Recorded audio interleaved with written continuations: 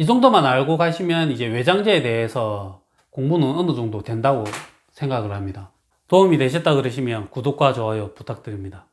안녕하십니까, 집짓는 이박사입니다. 이번 영상에서는 집을 지을 때 어떤 재료를 사용할지, 그리고 이게 어떤 장단점이 있는지, 외장재에 대해서 조금 설명을 드리려고 합니다. 제가 다른 영상에서 공사 금액을 결정하는 요소가 상당히 많다고 말씀드렸습니다. 공사 금액에 영향을 주지 않는 요소는 없다고 생각을 하는데, 그 중에서 몇 가지가 유독 공사비에 많은 영향을 준다고 말씀드렸습니다. 그 대표적인 게 이 외장재가 되는데, 외장재의 종류와 그리고 어떤 장단점이 있는지, 가격대 수는 어떻게 되는지를 대략 알면 건물을 계획하고 예산을 잡을 때 조금 도움이 되리라고 생각을 합니다. 예를 들어서 한 30평짜리 단독주택을 짓는다. 그러면 이 벽체가 사면이 있을 겁니다. 어떤 외장재를 사용하느냐에 따라 집의 느낌이나 이런 것도 달라지겠지만 공사 비용에도 상당히 많은 영향을 끼치는데, 대표적으로 보면 첫 번째는 외단열 공법이라 하지만 저희가 흔히 아는 드라이비트 계열입니다. 두 번째는 석재, 저희가 외장을 돌로 하는 경우입니다. 그리고 세 번째는 이제 벽돌, 네 번째는 징크, 다섯 번째는 세라믹 판넬, 여섯 번째는 복합 판넬, 그 다음에 일곱 번째는 목재. 또 외장에 붙일 수 있는 재료는 여러 가지가 있을 것 같은데, 대표적으로 한 7가지를 가지고 제가 좀 설명을 드리도록 하겠습니다. 제가 외장재에 대해서 설명을 드릴 때 객관적인 자료를 가지고 제가 말씀드리는 부분도 있겠지만, 제가 좀 주관적인 부분도 들어가 있기 때문에 참고해서 들어주시면 감사하겠습니다. 제가 첫 번째로 말씀을 드릴 부분은 이제 외단열 공법이라고 제가 적어놨는데, 외단열 공법 재료가 요즘에는 더 많이 나와 있는데, 대표적으로 흔히 알고 계시는 드라이비트나 스톤코트, 스타코 이렇게 나눌 수 있습니다. 외단열은 잘 아시는 것처럼 외부에 벽체가 있으면 거기에 저희가 스티로폼을 붙이고 이제 마감재를 붙이는 겁니다. 다 공정은 다 똑같습니다. 단열재를 외부에 붙이고 마감재만 달리해서 드라이비트, 스톤코트, 스타코라고 이렇게 이름을 나눕니다. 그래서 공법은 거의 동일합니다. 이 재료를 조금 설명을 드리면, 장점은 다 알고 계신 것처럼 가격이 제일 저렴합니다. 외장재 중에서 가장 저렴합니다. 이 이상 저렴한 마감재는 없습니다. 단열재와 마감재가 하나로 같이 붙어 있는 재료입니다. 이 나머지는 플러스 단열재가 돼야 됩니다.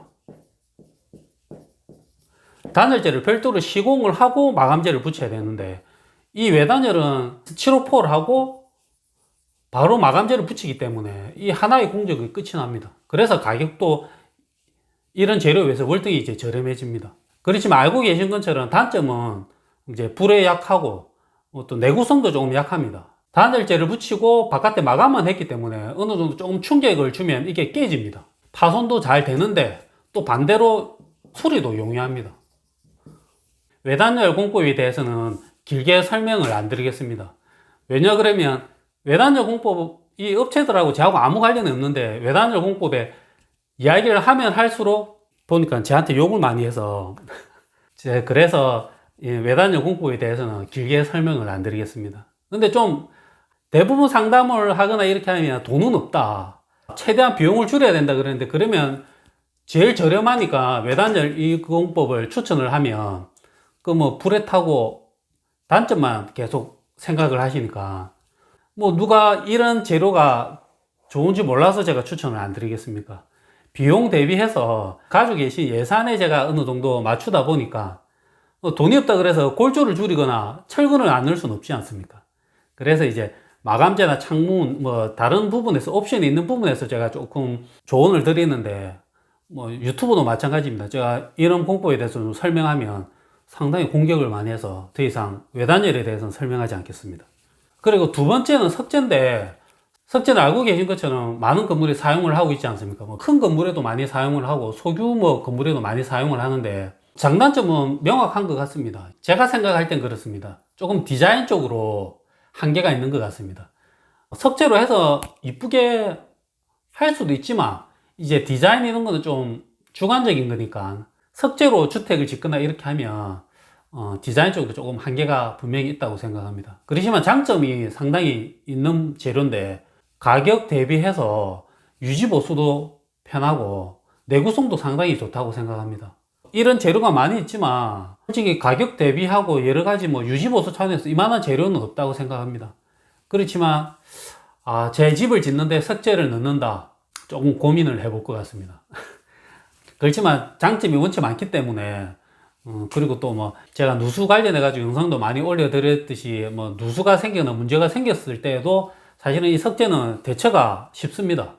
보수도 편하고, 또 석재가 종류가 상당히 많이 있지 않습니까? 저희가 일반적으로 보이는 뭐 회색깔도 있고, 어떤 뭐 원룸이나 이런 데 가보면 외장에 여러 가지의 석재를 종류별로 많이 붙여놓은 건물들도 있습니다. 거기서 보시면 포인트로 둔 이런 석재 같은 경우에는 고가이기 때문에 가격이 딱 어느 정도 정해져 있는 건 아닙니다. 지역마다 다르겠지만 이 지역에서는 유행이 좀 있었어 가지고 현무암입니다. 일반적으로 저희가 제주석이라고 많이 그랬는데 구멍이 많이 뚫려 있는, 또 흔히 화산석 이렇게 말씀도 많이 하십니다. 이걸 외장에 쓰는 경우가 상당히 있었습니다. 구멍이 안 뚫려 있는 재료도 있었고, 또 현무암에 구멍이 많이 뚫려 있는 재료도 있었는데, 그런 걸 한동안 외장재로 많이 사용을 했었어 가지고 누수에 상당히 취약했었습니다.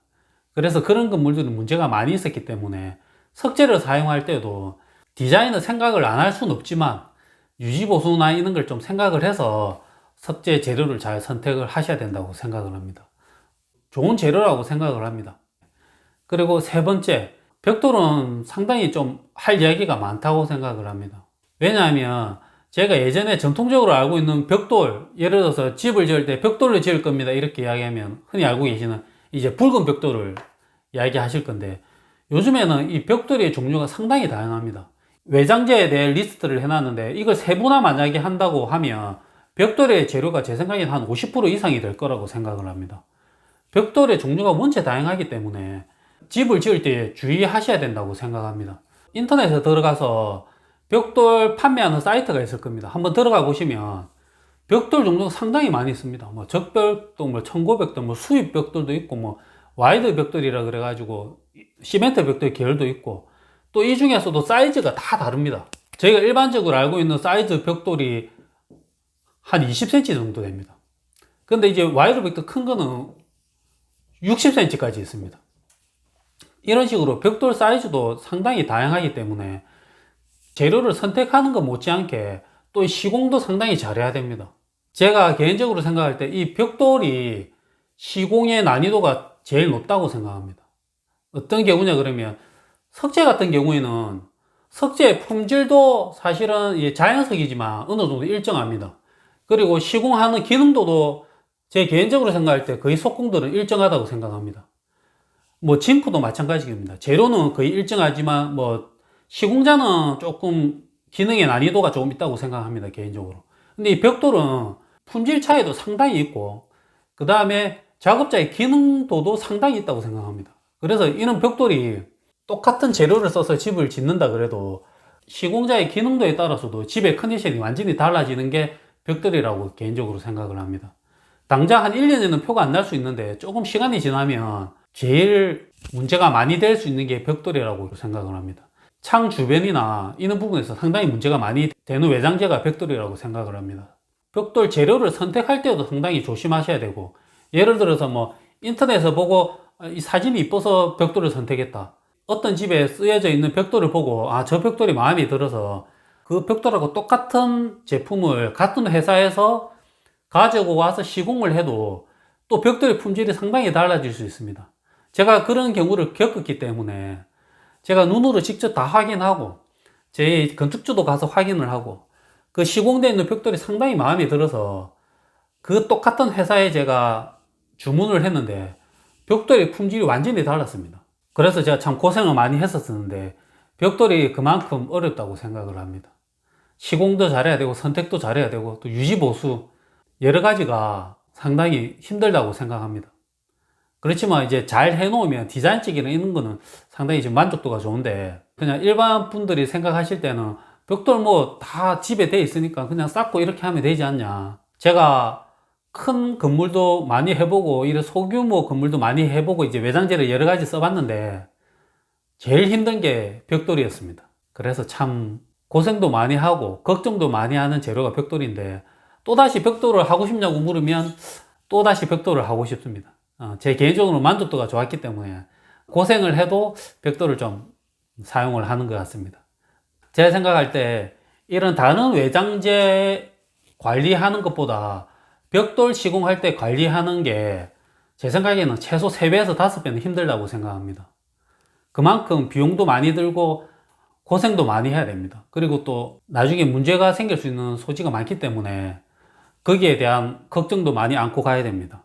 그래서 제가 벽돌집을 짓고 나면 한 몇 년 동안 비가 많이 오거나 하면 잠을 잘 못 잡니다. 매력이 있는 재료지만 참 위험도 있는 재료라고 생각합니다. 그리고 징크는 조금 시간이 됐는데 요 근래에 상당히 많이 쓴 재료입니다.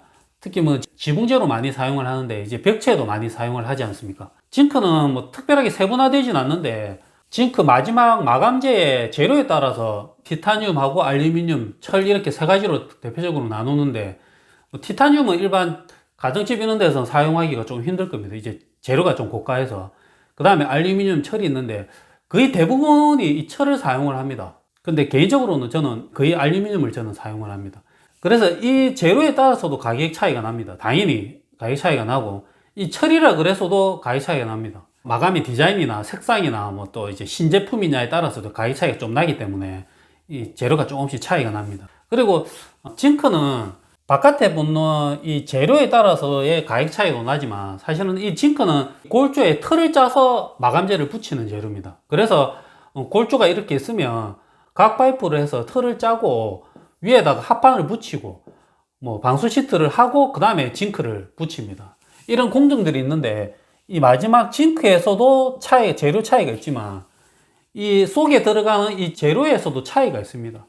이 각 파이프를 어떤 재료를 사용을 하냐, 이 합판을 뭐 내수 합판을 쓰느냐, 뭐 OSB를 쓸 거냐, 방수 시트를 어떤 재료에 쓰느냐에 따라서도 이 안에서도 가격 차이가 납니다, 사실은. 그런데 일반인 분들은 거의 그냥 마감재, 티타늄 쓰느냐, 알루미늄 쓰느냐, 철을 쓰느냐 이 부분에서 가격을 나누지만 저희 같은 경우는 내부 공사 재료를 어떻게 쓰느냐도 상당히 중요한 기준이기 때문에 이런 부분도 어떻게 보면 중요하다고 생각합니다. 이런 부분까지 건축주가 다 파고들면 너무 머리가 복잡해질 것 같아서 이거는 좋은 시공자를 만나서 잘 하는 방법밖에 없다고 생각을 합니다. 그리고 이제 세라믹 판넬이 있습니다.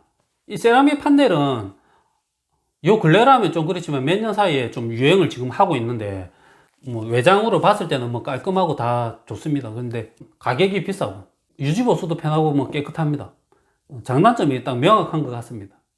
그리고 6번째는 제가 복합 판넬 적어놨는데 복합 판넬은 사실은 이런 주택에서는 잘 사용을 하지 않는데 예를 들어서 뭐 포인트나 이 정도만 넣지 대부분 대규모 건물에서 많이 사용을 합니다. 특히 뭐 주상복합 아파트라든지 이런 게 보면 복합 판넬을 많이 사용을 하는데 뭐 이 정도 재료가 있다, 외장재로 붙일 수 있는 재료가 있다, 이 정도로 제가 설명을 드리겠습니다. 뭐 가격대는 또 비슷합니다. 뭐 징크나 세라믹 판넬, 복합 판넬 거의 다 대동소이합니다. 그렇지만 이제 징크는 이제 티타늄으로 가면 많이 비싸지고 제 생각에는 징크의 철하고 뭐 세라믹 판넬, 복합 판넬 이런 계열은 거의 비슷하게 갈 수 있다고 생각을 합니다. 그리고 마지막으로 제가 목재를 했는데 목재는 개인적으로 좀 호불호가 많이 있는 그런 재료라고 생각합니다. 솔직히 제 개인적으로는 주택이나 있는데 목재를 조금 저는 선호하지는 않습니다. 왜냐하면 당장 한 1년은 이쁠 수 있는데 시간이 지나면 유지보수가 상당히 힘듭니다. 제가 봤을 때 집주인분들이 건물의 외장이나 이런 걸 유지보수를 잘 할 수가 없기 때문에 목재를 시공하면 좀 손이 많이 가는 재료라고 생각합니다.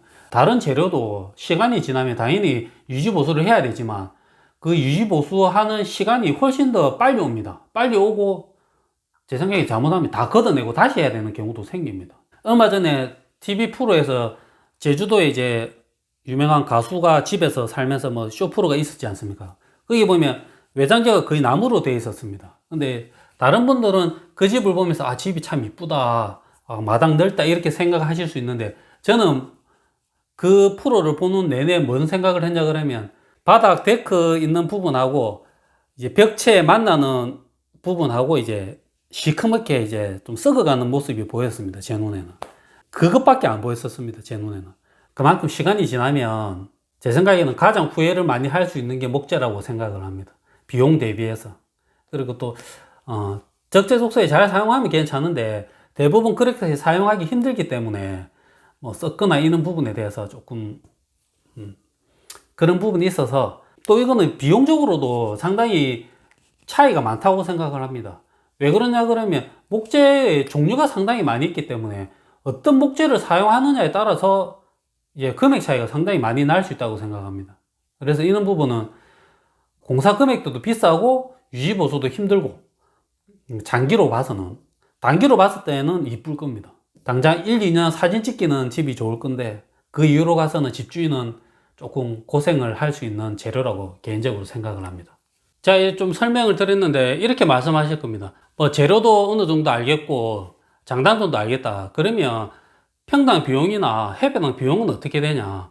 그 부분을 제가 자세히 조금 말씀드리기가 좀 힘든 게 잘못 말씀드리면 생각보다 공격을 많이 받아서 제가 이때까지 집을 지으면서 욕 듣는 것보다 사실은 유튜브 조금 하면서 욕 듣는 게 더 많아가지고 상당히 좀 조심스럽습니다. 그래서 이제 그것보다 이제 다른 부분 조금 돌려서 좀 설명을 드릴 건데 30평 집을 짓는다 그러면 이 바닥 면적으로 따지면 한 100캐베 정도 됩니다. 대략 이 100캐베라 그러면 예를 들어서 집을 네모나게 짓는다 그러면 10m 10m 하면 100캐베가 됩니다. 그리고 여기에도 집이 길게 해서 5m에 20m 해도 100캐베입니다. 똑같이 이제 30평의 집입니다. 그러면 이 집의 둘레는 40m가 됩니다. 그리고 이 집의 둘레는 50m가 됩니다. 그리고 한 층의 높이를 제가 3m로 보겠습니다. 외벽의 면적은 120제곱미터가 됩니다. 그러시면 여기에 똑같이 이 집도 3m를 곱하면 150제곱미터가 됩니다. 똑같은 30평을 집을 짓지만 이렇게 정사각형으로 집을 짓느냐 이렇게 직사각형으로 집을 짓느냐 안 그러면 또 이렇게도 집을 지을 수 있지 않겠습니까? 이런 식으로 해서 똑같이 100제곱미터가 될 수 있는 집을 지을 수도 있을 겁니다. 이렇게 했을 때 면적이 120이 나오느냐 150이 나오느냐 어떻게 보면 더 많이 나올 수도 있을 겁니다. 그러면 당연히 이 면적당 공사 비용이니까 예를 들어서 콘크리트 비용도 달라질 거고 철근의 비용도 달라질 거고 이 외장재의 비용도 달라질 것입니다. 그리고 이 외장재도 사실은 어느 정도의 단가가 있긴 있습니다. 단가가 있지만 집 공사의 난이도에 따라서도 금액이 달라지고 집이 조금 외곽에 있냐 그 다음에 토지 구획이 잘 돼가지고 공사하기 여건이 좋으냐 안 그러면 차 한 대 들어가기도 힘든 골목 안에 집이 있느냐에 따라서도 이 단가는 의미 없이 달라집니다. 예산을 잡고 견적을 할 때 사실은 그냥 30평 집에 그냥 벽돌로 집을 지을 거다 이렇게 해서 단가가 나오는 게 아닙니다. 이렇게 해서 공사 비용이 나올 수가 없지 않겠습니까?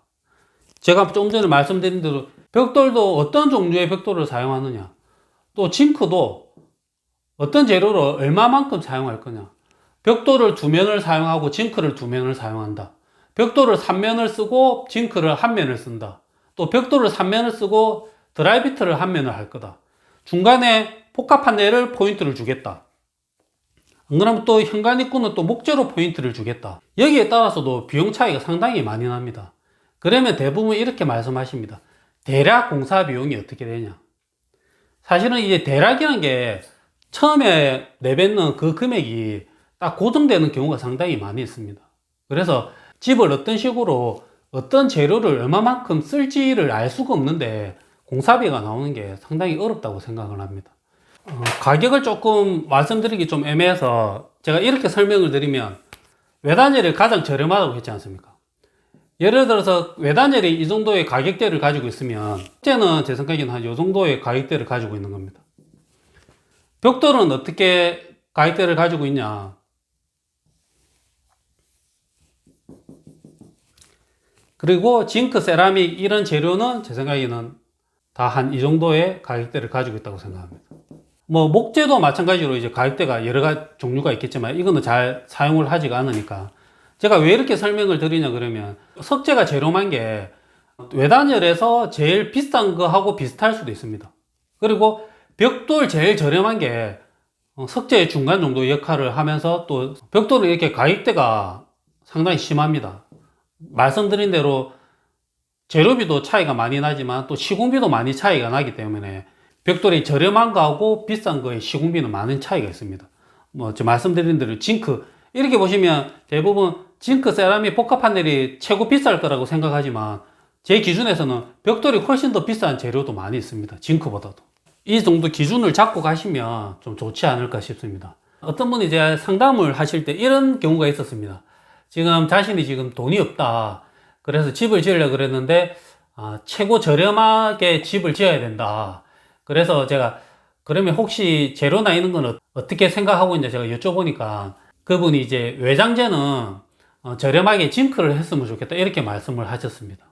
이 정도 알고 가면 제 생각에는 외장재의 뭐 종류나 가격대나 또 그리고 장단점, 뭐 큰 장단점은 아니지만 뭐 쉽게 찾아보면 다 볼 수 있는 부분이지만 집 짓는 고민을 하시는 분한테는 조금은 도움이 되지 않을까 싶습니다.